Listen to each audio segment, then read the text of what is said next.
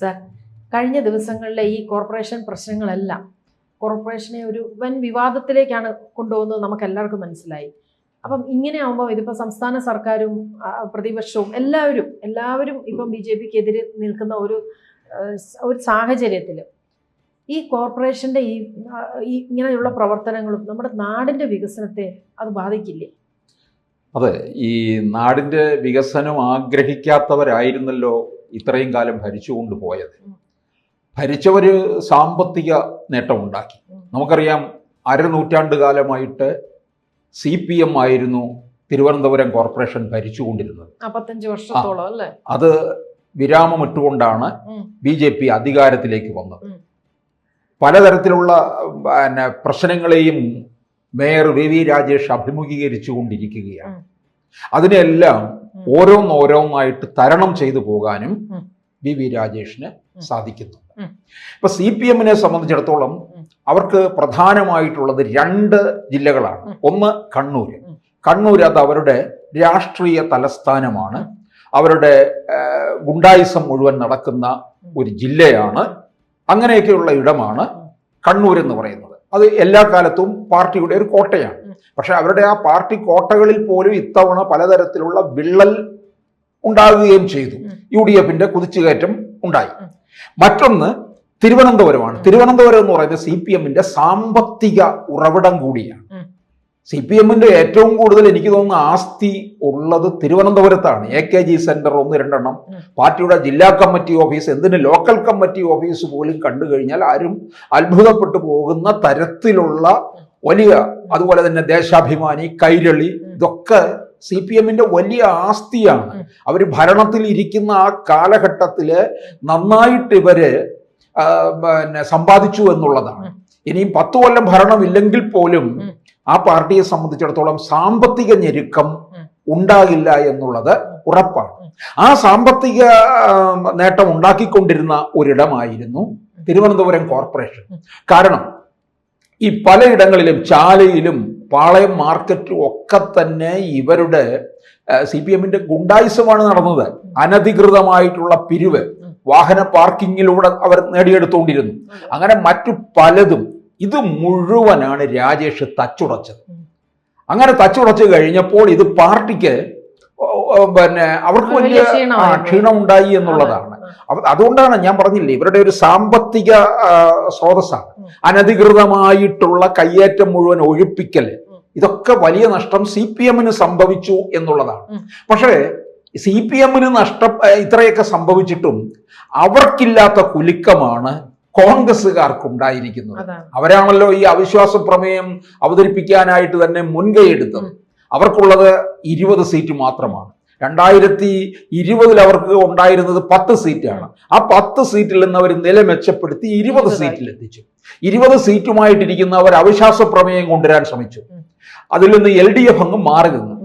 LDF-ന് അറിയാം ഇതിനോടൊപ്പം കൂട്ടുനിന്ന് എങ്ങനെയെങ്കിലും ഈ ഭരണത്തെ അട്ടിമറിച്ചു കഴിഞ്ഞാൽ BJP ജനങ്ങളുടെ മുമ്പാകെ വയ്ക്കാൻ പോകുന്നത് LDF-ഉം UDF-ഉം കൂടി ചേർന്നുകൊണ്ട്, CPM-ഉം കോൺഗ്രസും കൂടി ചേർന്നുകൊണ്ട് തിരുവനന്തപുരത്തെ ജനങ്ങൾ തെരഞ്ഞെടുത്ത ഈ കോർപ്പറേഷനെ ഇവർ അട്ടിമറിച്ചു എന്ന് വ്യാപകമായ രീതിയിൽ പ്രചാരണം നടത്തും.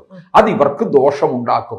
BJP ഇപ്പോൾ നേടിയിരിക്കുന്നതിനേക്കാൾ വലിയ ഒരു പങ്ക് സീറ്റോടുകൂടി, പൂർവാധികം ശക്തിയോടുകൂടി അവർ തിരുവനന്തപുരം കോർപ്പറേഷൻ പിടിക്കുകയും ചെയ്യും ഒരു തെരഞ്ഞെടുപ്പിന് നേരിട്ടാൽ. അപ്പോൾ CPM-ന്റെ നില ഒന്നുകൂടെ പരിങ്ങലാകും എന്ന് കൃത്യമായിട്ട് CPM-ന് അറിയാം. പക്ഷെ കോൺഗ്രസിനെ സംബന്ധിച്ചിടത്തോളം അവർക്കൊന്നും നഷ്ടപ്പെടാനില്ല. അവർക്ക് 20 സീറ്റേ ഉള്ളൂ. 10-ൽ നിന്ന് 20-ൽ എത്തി. അതൊരു വലിയ വിജയമാണ്. അത് ഉണ്ടായതെന്ന് പറയുന്നത് സംസ്ഥാനം ഒട്ടാകെ ഒരു UDF തരംഗം തന്നെ ഉണ്ടെന്നുള്ളതിന്റെ ഒരു തെളിവാണ് തിരുവനന്തപുരത്ത് നിന്ന് കിട്ടിയത്. പക്ഷെ തിരുവനന്തപുരം പൊതുവെ പ്രധാന പ്രതിപക്ഷമായിട്ട് ഒക്കെ തന്നെ നിന്നത് BJP ആയിരുന്നു. അതുകൊണ്ട് തന്നെയാണ് അതിന്റെ തുടർച്ചയായിട്ട് ഇവർക്ക് അധികാരത്തിലേക്ക് എത്താനും കഴിഞ്ഞത്. അപ്പോൾ കോൺഗ്രസ് CPM-നുമായിട്ട് കൂട്ടുചേർന്നുകൊണ്ട് എങ്ങനെയെങ്കിലും ഭരണം അട്ടിമറിക്കാനായിട്ടുള്ള ഒരു ശ്രമം നടത്തി എന്നുള്ളതാണ്. CPM-ന് അതിന്റെ ഡാമേജ്, അതിന്റെ ഗുരുതരമായിട്ടുള്ള ഭവിഷ്യത്ത് എന്താണെന്ന് അവർക്ക് മനസ്സിലാക്കാൻ കഴിഞ്ഞു എന്നുള്ളതാണ്. കാരണം ഒരു തെരഞ്ഞെടുപ്പിലേക്ക് പോയി കഴിഞ്ഞാൽ ഈ ഭരണം അട്ടിമറിച്ച് ഒരു തെരഞ്ഞെടുപ്പിലേക്ക് പോകുമ്പോൾ ഇനി കോൺഗ്രസും ഒരു ഇന്ത്യ മുന്നണി കേരളത്തിൽ രൂപം കൊള്ളാനുള്ള സാധ്യതയിലേക്ക് പോയാൽ അത് BJPക്ക് വലിയ നേട്ടമുണ്ടാക്കാൻ കഴിയും എന്ന് CPM മനസ്സിലാക്കി എന്നുള്ളതാണ്. പക്ഷെ ഇതെല്ലാം ഉണ്ടായിട്ട് പോലും VV രാജേഷ് ഇതിനെല്ലാം അതിജീവിച്ചു എന്നുള്ളതാണ്. VV രാജേഷിനെ സംബന്ധിച്ചിടത്തോളം തിരുവനന്തപുരം അപരിചിതമായിട്ടുള്ളതൊന്നും അല്ല. മറ്റ് MP-മാരൊക്കെ വരുത്തന്മാരായിട്ട് വന്ന് ജയിച്ചു പോയിട്ടുണ്ടെങ്കിലും VV രാജേഷ് തിരുവനന്തപുരം എന്താണെന്ന് അറിഞ്ഞ ആളാണ്. അതുകൊണ്ട് ഇവിടുത്തെ CPM-കാരുടെ തനി ഗുണം മുഴുവൻ കൃത്യമായി നേരിൽ കണ്ടും അനുഭവിച്ചിട്ടുമുള്ള ആളാണ് VV രാജേഷ്. അതുകൊണ്ട് രാജേഷ് അതിൻ്റെതായ തരത്തിലുള്ള നീക്കം തന്നെ നടത്തുകയാണ് ചെയ്തത്.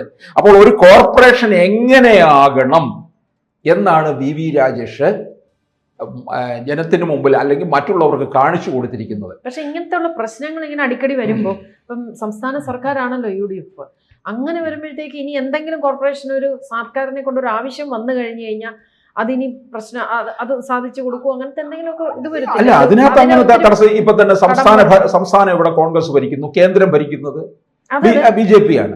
ഇതേ തരത്തിലുള്ള പ്രശ്നങ്ങൾ ഒരുപക്ഷെ തിരുവനന്തപുരത്തിന് കോർപ്പറേഷനുകൾക്കെല്ലാം തന്നെ അതിൻ്റെതായ തരത്തിലുള്ള ഒരു സ്വയംഭരണ അവകാശം തന്നെ ഉണ്ടെന്നുള്ളതാണ്. അപ്പോൾ ഇവിടെ ഇപ്പോൾ ഒരു കോർപ്പറേഷന്റെ സെക്രട്ടറി ആയിട്ട് വെച്ചിരിക്കുന്നത് ഒരു മുസ്ലിം ലീഗിലുള്ള ഒരാളെയാണ് വെച്ചിരിക്കുന്നത്. അതൊക്കെ VV രാജേഷിനെ ഏതെങ്കിലും തരത്തിൽ പിടിമുറുക്കാനായിട്ടുള്ള ഒരു ശ്രമം നടത്തും. പക്ഷെ എന്നാലും VV രാജേഷ് അതിൻ്റെതായ രീതിയിൽ നിയമവശത്തിലൂടെ തന്നെ പോകുമെന്നുള്ളതാണ്.